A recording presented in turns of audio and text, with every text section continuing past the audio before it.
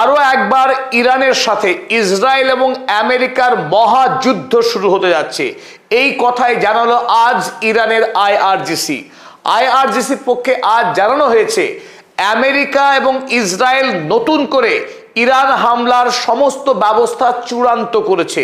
আর তাই ইরানের মিলিটারি তারা মনে করছে আমেরিকার সঙ্গে সংঘাত খুব শীঘ্রই আবার শুরু হতে যাচ্ছে।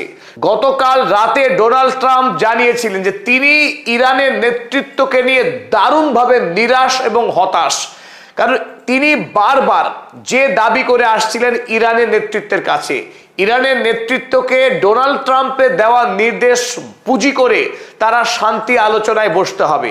ডোনাল্ড ট্রাম্পের দুটি দাবি ছিল, হরমুজ প্রণালীকে নিঃশর্তে খুলে দিতে হবে এবং দ্বিতীয়, ইরান কোনোদিনও পরমাণু অস্ত্র তৈরি করার দাবি জানাতে পারবে না। এই দুই শর্তে রাজি হয়ে আমেরিকার সঙ্গে চুক্তি করতে হবে, আর তাতে আমেরিকা যুক্তরাষ্ট্র ইরানের উপর থেকে শর্ত সাপেক্ষে কিছু স্যাংশন সাময়িকভাবে লিফট করবে, অর্থাৎ প্রত্যাহার করবে। আর এর বিপরীতে ইরানের পক্ষে ইরানের বিদেশমন্ত্রী এবং ইরানের পার্লামেন্টের স্পিকার তারা ত্রিস্তরীয় যে প্রস্তাব পাঠিয়েছিল আমেরিকার কাছে পাকিস্তানের মাধ্যমে, অর্থাৎ প্রথমেই ডোনাল্ড ট্রাম্পকে ইরানের বিরুদ্ধে দেওয়া সমস্ত হুমকি বন্ধ করে ওমান উপসাগরের ইরানের বিরুদ্ধে যে নৌ অবরোধ চালাচ্ছে আমেরিকা যুক্তরাষ্ট্র, সেই নৌ অবরোধ তুলে নিতে হবে। তাহলে ইরান হরমুজের বিষয়ে আমেরিকার সঙ্গে আলোচনা শুরু করতে পারে। কিন্তু ডোনাল্ড ট্রাম্প এখন ইরানে দেওয়া এই প্রস্তাব কোনোভাবেই গ্রহণ করতে রাজি নন। গতকাল তিনি সব জানিয়েছেন তিনি ইরানের যে নেতৃত্ব, অর্থাৎ আয়াতুল্লাহ মুজতবা খামেনেই, রাষ্ট্রপতি মাসুদ পেজেশকিয়ান, বিদেশমন্ত্রী সৈয়দ আব্বাস আরাগচি কিংবা পার্লামেন্টের স্পিকার মোহাম্মদ বাগের গালিবাফ, প্রথম সারির নেতৃত্বকে তিনি বোমা মেরে উড়িয়ে দেবেন সেই হুমকি দিলেন। দেখুন সেই হুমকি, Trump considering option to blast the hell out of Iran. এখান থেকে স্পষ্ট ইঙ্গিত দিয়েছেন তিনি যুদ্ধ শুরু করে ইরানের নেতৃত্বদেরকে খুন করবার ভাবনা চিন্তা করছেন। আল জাজিরা কাগজে আরো ডিটেল লিখেছে, US president Donald Trump said he is not happy with the latest piece proposal from Iran. ইরানের কাছ থেকে আসা সাম্প্রতিক যে ত্রিস্তরীয় শান্তি চুক্তির প্রস্তাব, সেই প্রস্তাব নিয়ে তিনি মোটেই খুশি নন, and warned that the alternative to talks is to blast the hell out of the country। যে যদি শান্তি আলোচনায় না বসতে চায় ইরান, তার বিপরীত হবে এই যে তিনি ইরানের সমস্ত নেতাকে উড়িয়ে দেবেন। আর আজ 2 তারিখে ইরানের আইআরজিসির পক্ষে সেই কথাই জানানো হলো, military Sage conflict with US likely to restart.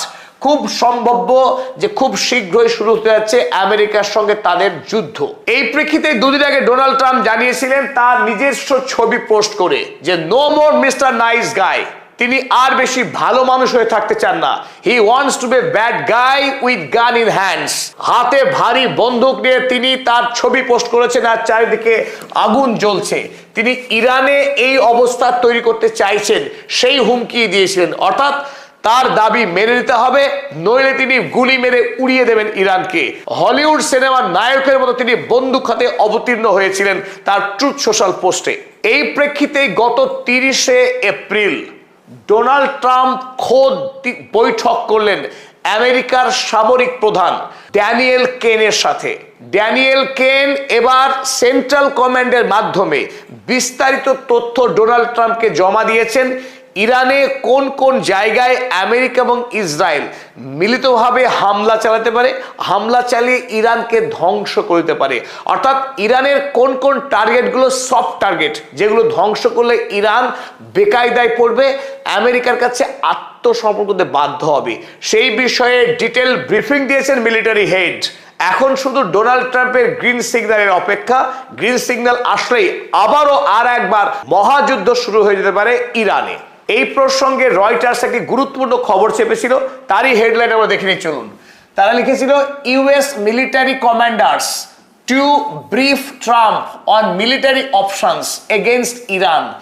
ইরানের বিরুদ্ধে আমেরিকা কি কি সামরিক পদক্ষেপ নিতে পারে সেই বিষয়ে আমেরিকার যারা সেনা প্রধান তারা ইতিমধ্যেই ডোনাল্ড ট্রাম্পকে বিস্তারিত তথ্য পরিবেশন করেছেন।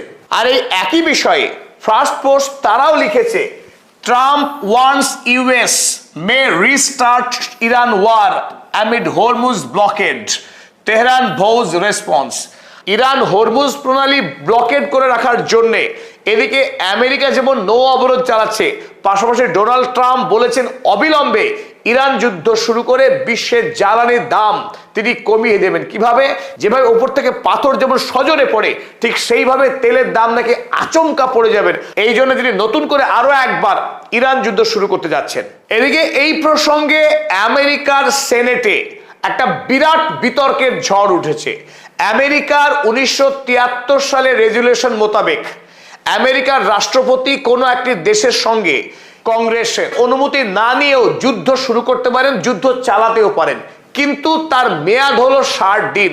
60 দিন যদি কোনো যুদ্ধ অতিক্রম করে যায়, সেই ক্ষেত্রে আমেরিকার রাষ্ট্রপতিকে বাধ্যতামূলকভাবে কংগ্রেসের কাছ থেকে অনুমোদন নিতে হবে, না হলে সেই যুদ্ধ অবৈধ হবে এবং আমেরিকার সরকার সেই যুদ্ধের জন্য কোনো